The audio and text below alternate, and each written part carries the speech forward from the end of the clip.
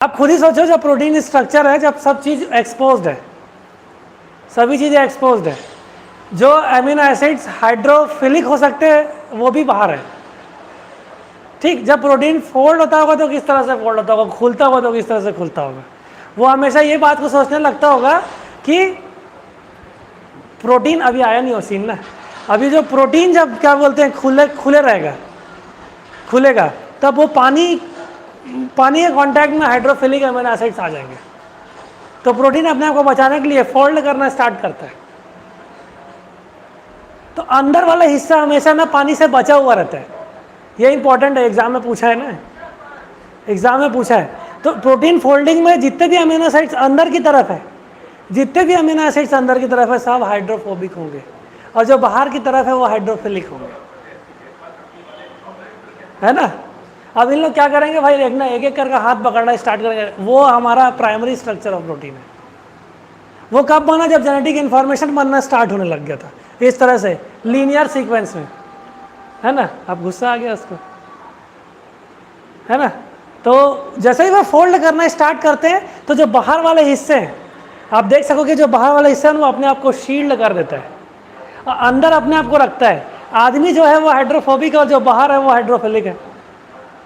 इस कारण से जितने भी बाण आएंगे ना वो हमेशा में आपके लिए पानी है। जितने भी बाण इसमें आने वाले ना वो आपके लिए पानी है, ठीक। और जो आदमी है ना वो एक्चुअल में हाइड्रोफोबिक अमीनो एसिड है। ये सब primary structure of protein banana start कर रहे हैं एक दूसरे को पकड़ के, और जैसे ही ये रिलीज, जैसे वो पानी की तरफ जाते हैं, होता कि जैसे वो पानी की तरफ जाते हैं, आप देख सकते हो वो किस तरह से फोल्ड लगा। जितना भी अंदर आदमी है ना वो सब हाइड्रोफोबिक है। उसी तरह से प्रोटीन भी वही करता है, जैसे उसको मौका मिलता है फिर खुल जाता है। तो प्रोटीन, ये ठीक है सर, ऐसे ही पढ़ाया करो सर, सही बता रहा हूँ, मजाक नहीं। तो प्रोटीन के जितने भी अंदर वाला हिस्सा जहाँ पे अपन जा रहे हैं ना, ये हमेशा हाइड्रोफोबिक होगा। ये लिख लो अच्छे से, ये क्वेश्चन पूछा है। और ये बाहर वाले जितने भी जगह होंगे ना ये सब हाइड्रोफिलिक होंगे। तो जब फोल्डिंग होना स्टार्ट होता है, एक एक करके डील करेंगे सबको, मैं जस्ट एक इंट्रो दे रहा हूँ। तो प्राइमरी स्ट्रक्चर ऑफ प्रोटीन में हम लोगों को ज़्यादा देखने की ज़रूरत नहीं, जब आप ट्रांसक्रिप्शन पढ़ लेंगे तब आपको देखने को मिल जाएगा वो सब चीज़ें।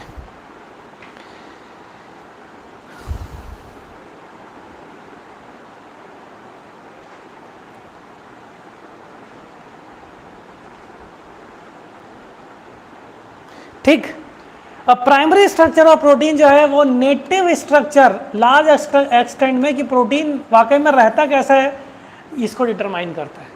नेटिव स्ट्रक्चर ऑफ प्रोटीन को, जैसे कि आप रह रहे हो, आप बेसिकली कहाँ पे हो, कहाँ के हो, रायपुर में रहते हो तो रायपुर में रहोगे, बाहर जाओगे तो बोलोगे कि भाई मेरा क्या होगा, एक एड्रेस होता है, परमानेंट एड्रेस है, करस्पॉन्डेंट एड्रेस होता है।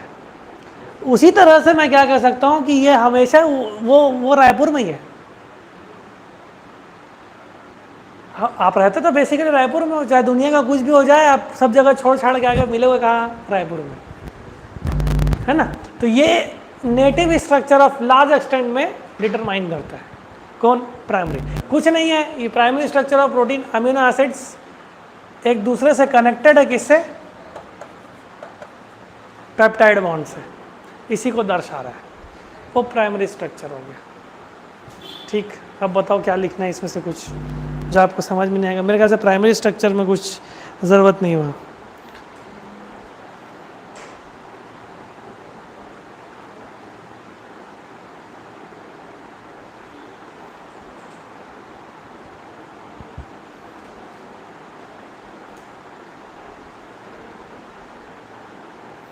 ठीक, सेकेंड फॉर्म अगर अपन लोग देखें तो हम लोगों के पास सेकेंडरी स्ट्रक्चर ऑफ प्रोटीन में दो चीज़ें आप लोगों को देखने को मिलेगा।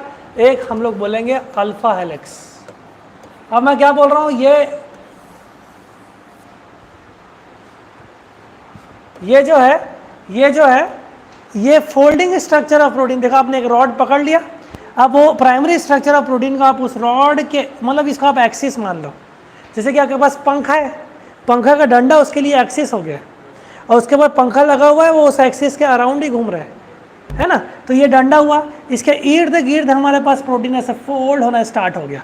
और आपको ध्यान में रखने वाली बात यह है कि जैसे कि ये फोल्डिंग स्टार्ट हुआ, ये फोल्डिंग के बीच में जो साइज है ये आपको ध्यान पे रखना पड़ेगा कि ये 5.4 इंपॉर्टेंट है, सब डेटा इंपॉर्टेंट है। आप इसको बनाते जाओ, मैं इसको बड़ा कर देता हूँ। तो इस तरह से ऐसा फोल्डिंग देखने को मिलेगा ना, इसको हम लोग अल्फा हेलिक्स कहेंगे। अब ये किस तरह से घूम रहा है उसको छोड़ दो,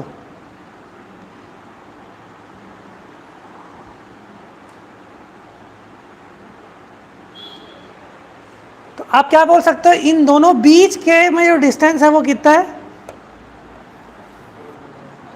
5.4।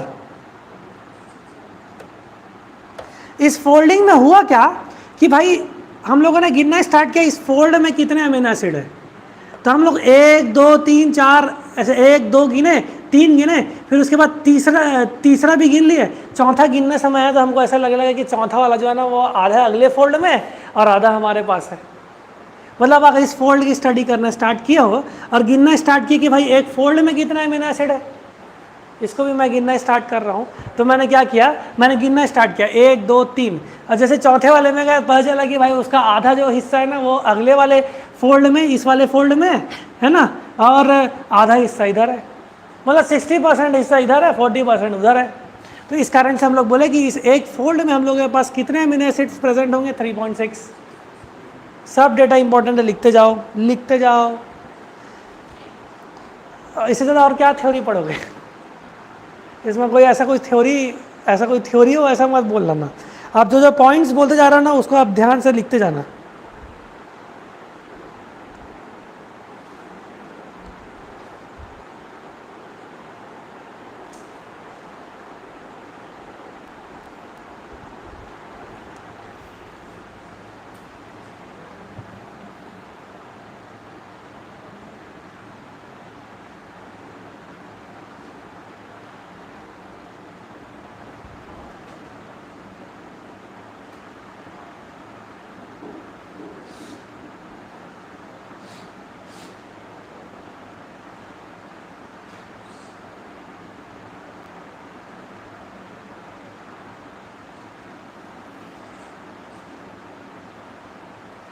ध्यान रहेगा कितने रेसिड्यूज है।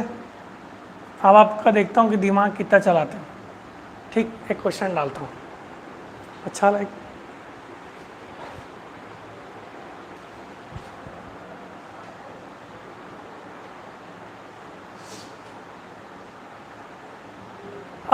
अब इसके टर्न के अनुसार आप क्या कर सकते हैं, देखो आपको कुछ नहीं करना है, रुको भाई जी एक एक्स्ट्रा ले लेते हैं।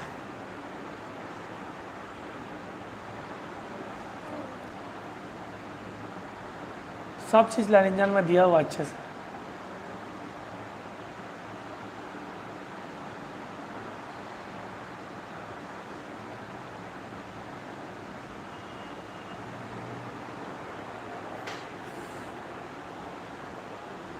ठीक, आपको कुछ नहीं करना है, आपको सबसे पहले लेफ्ट हैंड आपका लेना है। ये फोल्डिंग है प्रोटीन्स के, ये फोल्डिंग है, आपको 2 हाथ अपने को लेना है, बस केवल 2 हाथ। अब चलो सबसे पहले हम राइटी है तो हम राइटी लेते हैं, राइटी लेते हैं। उस रॉड को इमेजिन करो इस फोल्डिंग में, ठीक, इस रॉड को इमेजिन करो, तो बोले आप हम लोग ना इसको ऐसा रख दिए। ठीक, अब इमेजिन करने की कोशिश किए, अपने उंगली को इस तरह से ऐसा रख दिए और इसको इमेजिन करने की कोशिश कर रहे हैं कि जो ये फोल्ड हो रहा है मेरे हाथ की तरफ हो रहा है कि नहीं हो रहा है। ये जो फोल्ड होने लग गया तो मैं ऐसे फोल्ड कर रहा हूँ सामने की तरफ, दिख रहा है, तो मैं क्या बोलूँगा, अगर ये आपके हाथ के इसी पार फोल्ड होते जा रहा है तो मैं बोलूँगा कि ये हेलिक्स क्या है, राइट हैंडेड हेलिक्स है, राइट हैंडेड अल्फा हेलिक्स है। फिर आपने दूसरा लिया और आपने लेफ्ट हाथ लिया, अब आपको चेक करना पड़ेगा ये फोल्डिंग किस तरफ जा रहा है। राइट हैंड की आपके फोल्डिंग उस साइड पे नहीं आ रहा है, इसका मतलब वो राइट हैंडेड नहीं है। फिर आपने क्या किया, लेफ्ट हैंडेड लिया और उसके बाद कर्ल करके देखा, बोले हाँ मैं ऐसे ही जा रहा है, देखो ये फोल्डिंग कैसे दिख रहा है, ऐसे दिख रहा है ना। अब मैं ऐसे करूँगा तो ऐसे से जाएगा ही लेफ्ट हैंड से, लेकिन मैं यहाँ लेफ्ट हैंड में करूँगा तो नहीं जा पा रहे ना, इसलिए मैं राइट हैंड ले लिया। तो राइट हैंड में ये हेलिक्स ऐसे से सामने की तरफ जा रहा है, देखो अगर राइट थंब आपने इस रॉड को मान लिया, जो रॉड मैंने इमेजिन करवाया था अभी, है ना, जो इमेजिन मैंने कराया था, यहाँ पे एक रॉड बना लो एक रेफरेंस पॉइंट के लिए, अंगूठा को ऊपर रखो और फिर देखो क्या फोल्डिंग वैसे जा रहा है कि नहीं जा रहा है, आगे की तरफ ऐसे घूमते हुए जा रहा है कि नहीं जा रहा है, तो ये राइट हैंडेड हेलिक्स हो जाएगा। अब उल्टे हाथ के सामने से ऐसे ऐसे जा रहा है तो वो लेफ्ट हैंडेड हो जाएगा। तो हमारे पास दो प्रकार के हेलिक्स, अल्फा हेलिक्स, एक राइट हैंडेड और एक अल्फा हेलिक्स, इसको बना लो।